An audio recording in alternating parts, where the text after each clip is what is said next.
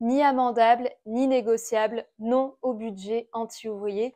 Nous revenons dans le numéro de la Tribune des travailleurs de cette semaine, numéro daté du 22 octobre, sur le contenu du budget Macron-Lecornu, un budget d'attaque très violente contre les travailleurs, en particulier contre les malades. Je ne reviendrai pas ici dans le détail des mesures, vous pourrez les lire dans le détail dans le numéro de cette semaine.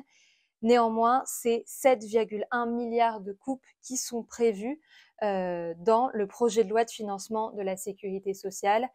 Et pendant ce temps-là, par contre, les dépenses pour la guerre augmentent, 6,7 milliards en plus pour la guerre. Macron et Lecornu veulent passer le budget de la défense à 57 milliards en tout en 2026, pour ensuite arriver à 64 milliards d'euros en 2027, répondant ainsi aux demandes de Trump et de l'impérialisme américain. On l'a compris, couper dans les budgets de la Sécu, les budgets des services publics, s'attaquer aux travailleurs, aux jeunes, aux retraités, s'attaquer aux acquis de la classe ouvrière pour financer les guerres, pour financer les intérêts des capitalistes. Un sujet qui a fait beaucoup parler en lien avec ce budget, c'est cette question de la suspension de la réforme des retraites. Au début, la suspension est apparue comme un recul du gouvernement quand elle a été annoncée.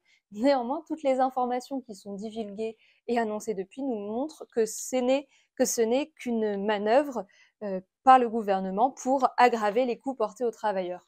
D'une part, parce que Macron l'a confirmé lui-même, il n'y a ni abrogation ni suspension. Il parle du décalage d'une échéance pour apaiser le débat actuel.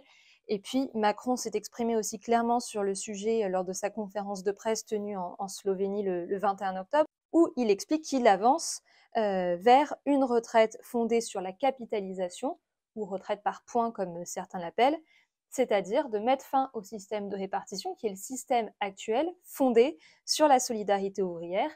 Qu'est-ce que ça voudrait dire une retraite par capitalisation? Eh bien, ça veut dire que les 470 milliards d'euros de cotisations ouvrières, qui sont les salaires différés des travailleurs, eh bien, seraient livrés à la spéculation, seraient livrés aux fonds d'investissement, avec toutes les conséquences désastreuses que cela a.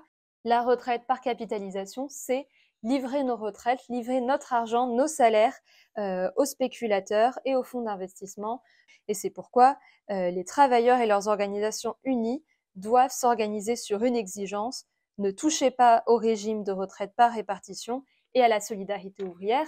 Nous revenons dans le journal là sur un problème qui a été posé au niveau du mouvement ouvrier, puisque la CFDT, elle, se déclare ouverte à la discussion avec le gouvernement sur la question de la capitalisation.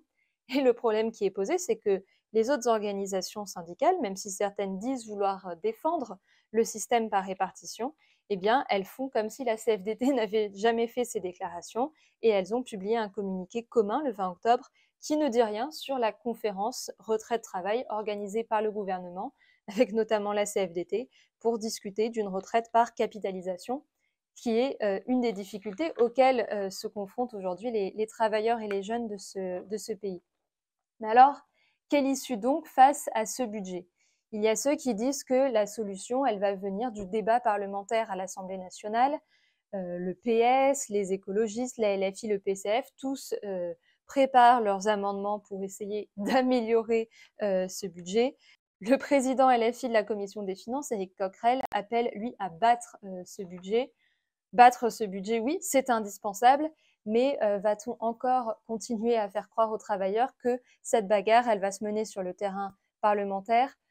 Certes, le gouvernement a dit qu'il n'utiliserait pas le 49.3 pour fabriquer ce budget, et encore. Mais par ailleurs, au-delà du 49.3, les institutions de la Ve République, elles offrent un tas d'articles au gouvernement pour lui permettre d'imposer un budget anti-ouvrier. Il y a l'article 40 qui dit qu'une dépense nouvelle ne peut pas être proposée sans qu'il y ait une coupe ailleurs dans le budget. Il y a l'article 44.3 qui permet à Lecornu de faire un vote bloqué sur un budget de son choix, où il aura retenu les amendements qui l'intéressent et rejeté les amendements qui ne l'intéressent pas. Bon, la Ve République permet au gouvernement de faire passer son projet anti-ouvrier, anti-jeune.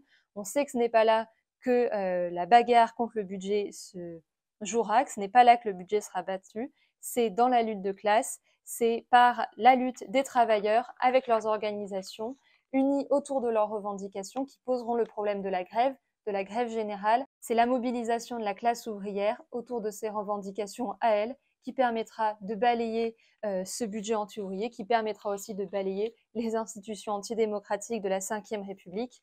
Voilà quelques-uns des éléments que vous pourrez trouver dans ce journal, les éléments sur le budget anti-ouvrier, des éléments aussi de correspondance de lutte des classes, puisque chaque semaine nous recevons à la rédaction de la Tribune des Travailleurs des dizaines et des dizaines de correspondances de travailleurs qui racontent leurs grèves, leurs bagarres. Vous trouverez aussi un certain nombre d'éléments sur la situation internationale. Bref, tant d'arguments pour se procurer ce numéro de la Tribune des Travailleurs. Vous pouvez aussi vous abonner pour le recevoir chaque semaine.